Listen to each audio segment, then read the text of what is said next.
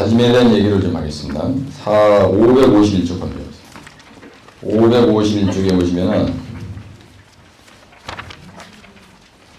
551쪽에 보시면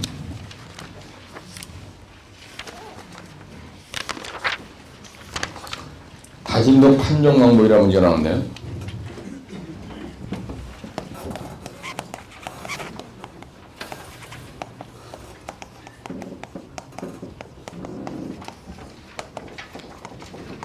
어떤 사람이 이걸 갖다가 다짐도를 규정하는 방식이 뭐냐, 이렇게 해도 이제 출제가 됩니다. 근데 다짐도를 판정하는 방법이 상당히 중요한 거예요.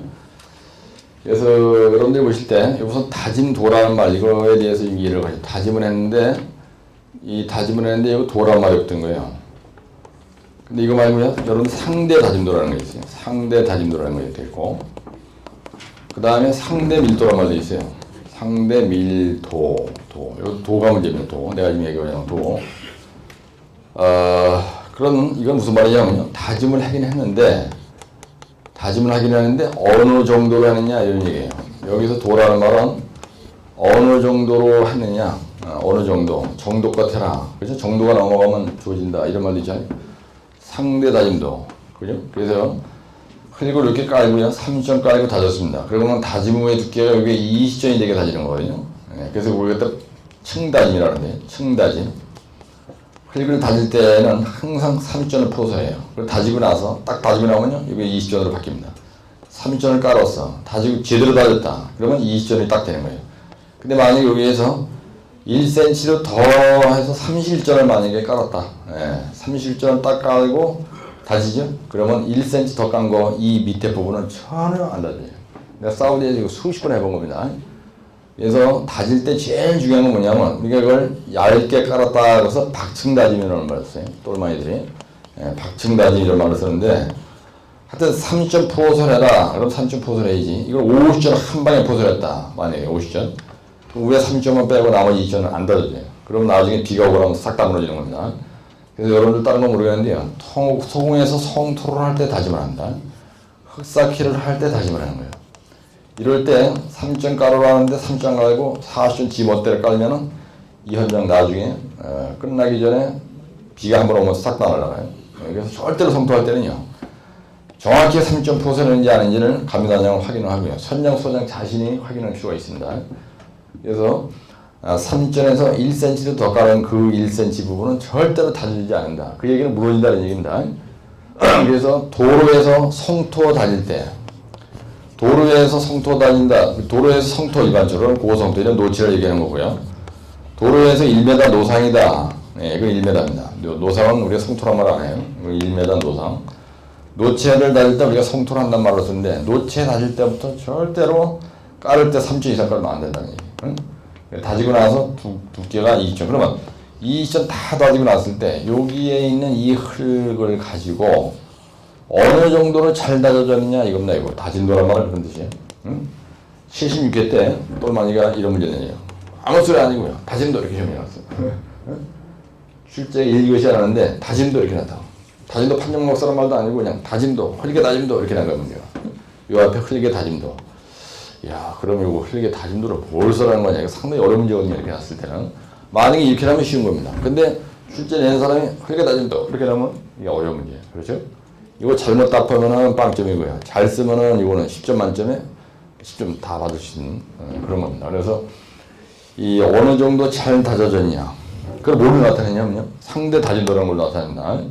상대 다짐도라는 걸 우리가 레러티브 컨벡션이라고 해요. 그래서 비교를 해본 겁니다. 감마 D 맥스면 뭐래요? 감마디예요. 이거 다지면서 아주 중요한 얘기인데, 그래서 곱하기 100 하는 겁니다. 그래서 요거는요, 현장에서 불도저나 진동 노라로 다진, 현장 다짐 장비로 다진 겁니다. 요거는. 그 다음에 요거는요, 실험실에서 레머로 다진 거예요. 이 레머, 요만한 몰드가 있으면요, 여기다 흙을 3회로 나눠서 집어넣어요. 그래가지고 요런 레머 쇳봉으로다가 자연낙하 시켜서 땅땅땅 쳐가지고, 이거 몇 번 때리냐면요, 몇 번 때립니까? 한층 다질 때? 20회 때려요? 20회? 25회 다집니까? 25회 다지고, 그 다음에 또 깔고 25회 다지고, 또 깔고, 그래서 그 흙의 무게를 다는 거예요. 이게 바로 요거예요. 예? 그 흙의 무게가 요거고요. 그 다음에 요거는 현장에서 다진 겁니다. 그래서 실험실에서 다진 흙의 무게, 요걸 갖다 우리가 뭐냐면 최대 건조 밀도라 해요. 최대 건조 밀도라고요. 요걸 갖다 최대 건조 단위 중량이에요. 밀도란 말은 단위 중량입니다. 그래서 흙 1립의 무게가 얼마냐 이런 얘기인데, 그럼 현장에서 아까 3점 깔고 다졌습니다. 그래서 다짐의 두께가 2전이 되게 다졌는데, 그러면은 현장에서 다진 요 2전으로 다진 거가 제대로 잘 다져졌는지 안 다져졌는지, 그거는 이 흙의 무게를 달아봐야 되는 거예요. 그렇죠? 근데 기준이 없는 거예요, 기준이. 그래서 실험실에서 야무지게 만들어가지고 아주 함수비를 적당히 해가지고요. 여기 오염시에 최적 함수비에서 나오는 요 건조밀도를 최대 건조밀도라고 하는 거거든요. 요게, 요 최대 건조밀도, 요게 바로 요거란 말이에요.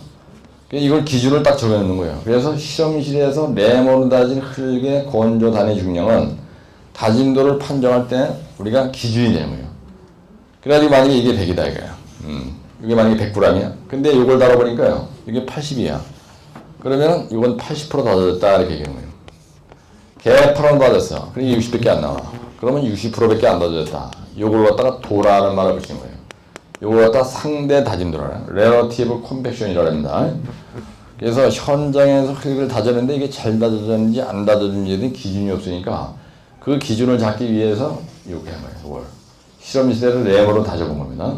이게 기준이 되는 거예요. 그래서 이 흙의 실험실에서 램으로 다진 흙이 몇 프로냐? 그래서 고속도로는 95%가 나와야 돼요. 그렇죠? 구조물 뒤치험도 95%가 나와야 되고요. 하천 제방 다짐도 95%가 나와야 되고요. 댐에서 어떤 경우는 90%, 어떤 경우는 95% 이렇게 다 바뀝니다. 그래서 이 숫자가 많을수록 아주 야무지게 다져진 겁니다. 예, 그래서 일단 여러분들이 그러면 여기서 다짐도, 흙의 다짐도 이렇게 놨을 때, 다짐을 다 하고 나왔을 때 다짐이 제대로 다져졌느냐 안 다져졌느냐 하는 걸 나타내는 게 상대 다짐도라는 거예요. 우리가 건조 밀도를 규정하는 방식이다 이렇게 얘기합니다. 예, 건조 밀도로 비교해서 규정하는 방식이죠. 그래서 건조 밀도의 비율로다가 다짐도를 판정하는 방법. 그래서 이런 방법을 건조 밀도로 판정하는 방법이다 이렇게 얘기해요. 예? 예. 다짐도 판정 방법 중에서 하나가 바로 건조 밀도로 판정하는 법. 그 얘기가 바로 이 얘기다 이게요. 그 다음에 기타가 있어요. 요 흙의 건조 단위 중량의 비로다가 판정하는 게 아니고, 거기에 뭐가 있냐면 551쪽에 대제목 2번은 건조 밀도로 규정하는 방식이잖아요. 그래서 노체는 90%, 노상은 95%. 그죠? 예. 그 다음에 주로 도로 성토나 막힐 때 매사한다. 그 다음에 적용이 곤란한 경우, 암버럭 치수가 맨 하단에 암버럭 치수가 큰 곳에는 불가하다. 이거는 암버럭은 절대로 이걸 하지 않습니다, 여러분들. 예. 돌멩이를 갖다가 싹 받았을 때는요, 상대 다짐도, 즉 건조 밀도로 규정하는 방식으로 안 하고 평판지하 시험에 K치로 해요. 예, 그건 좀 알고 계셔야 돼요. 나머지 기타는요, 전부 다 이걸로 합니다. 흙은, 한마디로 얘기해서 흙은 이걸로 하고요. 암버럭은 그 뒷장에 나와 있는 그 P평판지하 시험에 K치로 해요. 그래서 대제목 5번에 보면 강도로 규정하는 방식이 되어 있습니다. 강도로. 그래서 암버럭이나 호박돌, 하여튼 돌멩이를 쌓고 다닐 때는 평판지하 시험에 K치로 한다. 그건 알고 계세요. CBR 값으로 한다. 이것도 개설이고요. 나머지 3, 4, 5 다 개설입니다. 전부 다 평판지하 시험의 K치로 얘기를 합니다. 예, 암버럭은 평판지하 시험의 K치 얘기를 시험장에서 하시면 되는 거예요. 근데 대제목 3번에 보면 뭐가 있냐면요, 판정 방법은 내가 약자로 얘기할 때 건포, 강상, 변다 이렇게 얘기해요. 예, 그게 무슨 말이냐면 건조 밀도로 규정하는 방식이 있고요, 포화도로 규정하는 방식이 있고, 강도로 규정하는 방식이 있고, 상대 밀도로 규정하는 방식이 있고, 변형, 뭘로 되어 있어요? 변형량? 네, 변형. 이게 프로프롤링 얘기하는 거거든요. 프로프롤링. 여러분 동영상 보면요, 맛배기를 보여준 그 샘플 강의에 프로프롤링이 지금 올라와 있습니다. 바꿔야 되는데. 그 다음에 이거는 다짐, 공법으로 규정하는 방식이 있어요. 다짐 공법으로 규정하는 방식이 있다. 그래서 이거는 시방서상에 이렇게 또 많이들이 만들어놨습니다. 몇 가지 만들어놨냐? 같이 하면 권통항상 변다. 둘, 셋, 넷, 다섯, 여섯 가지로 나눠지는 겁니다. 근데 제일 많이 쓰는 게 요걸로 많이 쓰이고요. 그 다음에 여기에서 요걸로 많이 써요. 강도로 규정하는 방식에서 평판 이하 시험에 K치로 규정하는 겁니다. K치. 이거 아주 잘 알고 계시죠. 그래서 이거는 암버럭입니다. 암버럭. 그 다음에 포화도로 규정한다. 이것도 잘 안 쓰고요. 상대 밀도라는 거는 모래의 조밀한 정도로 모래 집안에서 이제 주로 하는 얘기고요. 요거는 암버럭을 해서 주로 얘기하는 거고. 그 다음에 요거는 모래나 아니면은 점토나 하여튼 전부 다 이걸로 하고요. 예, 프로롤링을 규정하는 방식은 잘 안 씁니다. 그 다음에 요것에 이것도 잘 안 쓰고요. 제일 중요한 건 요거예요. 요게 제일 많이 쓰고, 두 번째 강도로 규정하는 방법 중에서 평판지하 시험의 K치가 중요하다. 그 얘기 뭐냐? 이거와 이거는 확실하게 안겨야 된다는 얘기예요. 이 중에서 다른 건 크게 설명 안 해도 되는데요. 요거 두 개는 최소한으로 딱 부러지게 여러분들이 알고 있어야 된다. 요 얘기를 한 거예요. 그래서 거기에 보면은 포화도 또는 공기 함유율로 규정하는 방식이, 그래서 포화도가요 85에서 90% 이상, 98% 이상이면은 합격이다 그런 얘기예요. 이 포화도라는 게 무슨 말이냐면요, 우리가 포화 상태라면요, 포화 상태란 말은 뜻이 뭐냐면 흑입자와 입자 사이에는요 뭐가 있냐면 물이 있고요, 요 안에 또 공기가 있습니다. 근데 우리가 다지잖아. 예, 그러면 다짐을 할 때 다짐의 목적이 뭐냐? 다짐의 목적이, 그러면요 요 공기를 빼내는 거예요. 공기를. 그게 다짐이에요. 근데 이게 만약에 영양집안이다. 그러면 영양집안 처리를 할 때 안밀이란 말이 있어요. 안밀. 예.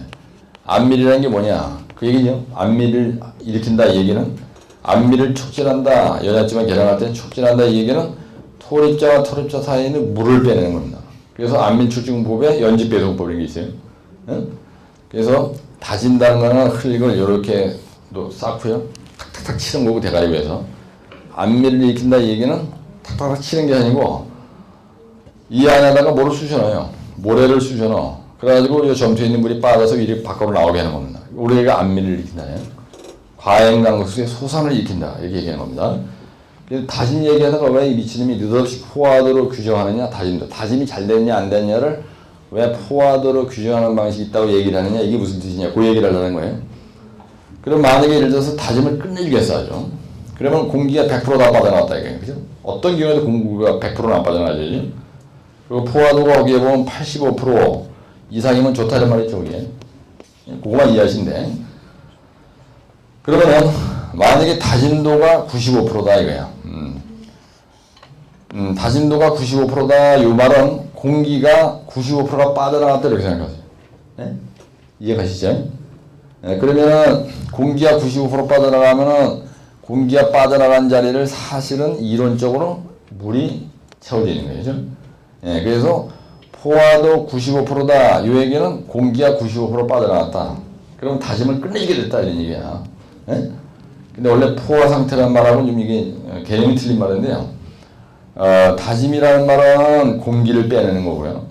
그 다음에 안밀을 촉진한다는 얘기는 영양집안에서는 과잉강수로 소산된 거를 안밀이 일어나 끝났다 이렇게 얘기를 하는데,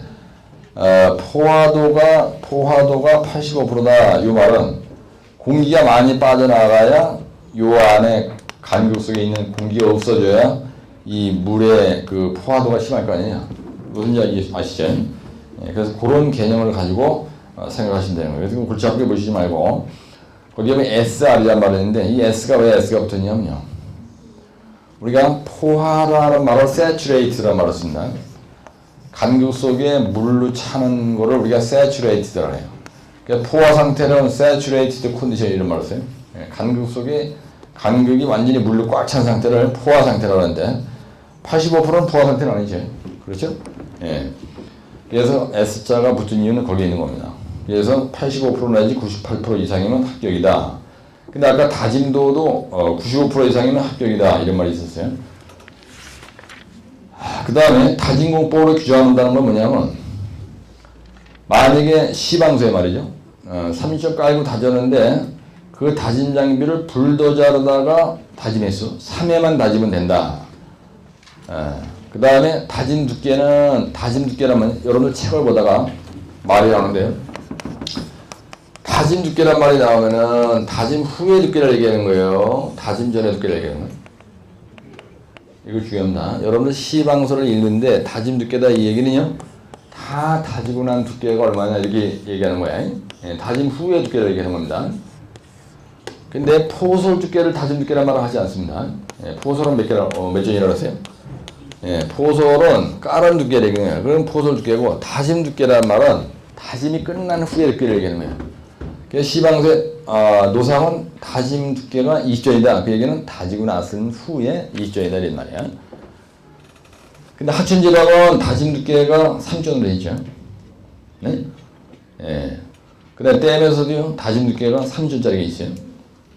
그러니까 여기서 얘기하는 다짐 두께란 말. 그 다음에 다짐폭. 다짐 속도라는 거는 뭐 4km/h 속도로 보통 다지죠. 3 내지 다짐하는데 속도는 3 내지 4km/h의 속도로 보통 다닙니다. 여기에 로라가 하나 있어요. 이 로라가 다지는 속도가 100km의 속도로 다닌단 말이에요. 시속 100km로 다닌다. 그냥 조지는 거지 아주 그냥. 그래서 이 다짐 속도라는 게 대단히 중요해요. 현장에서. 다짐 속도를 천천히 이렇게 가는 거하고 100km로 가서 어느 게 더 잘 다질 것 같아? 시방서에 보면요. 다짐 속도를 전부 다 3 내지 4km/h 속도로 되어 있어요. 네? 그래 천천히 지그시 누르면서 다져야 되는 거야. 그래서 시방서에 불도자라는 놈으로 다짐의 수 3회를 다지는데 다짐의 두께는 20전이 나오면 되고 다짐폭은 뭐 1m 폭으로 하고 다짐 속도는 3 내지 4km/h로 하도록 돼 있다. 그럼 그렇게만 하면 합격이다는 얘기예요. 근데 그건 사실 그런 일은 없고요. 전부 다 현장에서 건조밀도로 규정하는 방식으로 합니다. 근데 이 문제는요, 1교시 용어에 나올 수도 있고요. 2, 3, 4교시도 이건 나올 수가 있는 거야. 근데 시험장에 가는데 하여튼 이 문제는 뭔지 모르지만 성토에 대한 문제다. 고성토 시공주의상 써라. 그냥 막 성토에 대해서 써라. 그래서 성토 쪽으로 난다든지 아니면 다짐에 대해서 뭐 다짐 관리 방법에 대해서 기술하시오. 이런 시험제가 났을 때 다짐 관리를 최종적으로 이걸 하죠. 그죠? 다짐도 판정을 하죠. 다짐 관리. 그래서 이 건포강성 변다라고 하는 거는 토공에서 문제에게 중요한 꼭 해놓으셔야 되는 문제입니다.